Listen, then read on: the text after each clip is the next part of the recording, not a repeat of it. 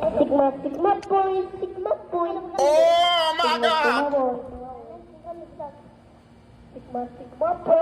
لا يغرك يا عزيزي المشاهد المشهد هذا اللي شفته، انك تقول هذول الاطفال ممكن اسوأ اطفال ممكن تشوفهم. لو انا اقول لك يمكن اطلع لك بمدة المقطع لك ب50,000 دقيقة. الرجال اللي صور المقطع هذا ممكن هو عايش عيشة احسن مني. انا اولاد حارتهم ممكن هذه معقولة، انه احنا اولاد حارتنا سووا اسوأ من كذا. اولاد حارتنا هذول يا عزيزي المشاهد لو انا اتكلم عنهم الان ممكن اطلع لك بالمقطع 50 دقيقة ما بيكفي شغل. لكن خلوني الخص لكم الكلام. اول حاجة هذول ما ينامون، عندهم قدرة انهم يقعدون اكثر من 24 ساعة ما شاء الله تبارك الله. يعني انا انام قبليهم وارقد انام وفي راحة وثبات كذا. اسمح لك الازعاج ممكن انت يا عزيزي المشاهد لو عايش واحد بدالي ممكن ما يستحمل يوم ولا يومين بيطلع على طول. والشيء الثاني انا ما قصدي ابغى تنمر ولا ابغى اقول كلام فاضي، لكن هذه حقيقة صارت. يعني في عزاء والله يرحم اللي مات والله يجعل مثواه الجنة، فهذا مات الله يرحمه. فيعني اولاد حارتنا يا اخي حركاتهم عجيبة غريبة يا اخي. يسووا لك حركات في اوقات غلط، جابوا لك العاب ناريه ويطرقون ويلعبون ويسووا لك حفلات وما ادري. حتى الشياب حقين الحاره استغربوا منهم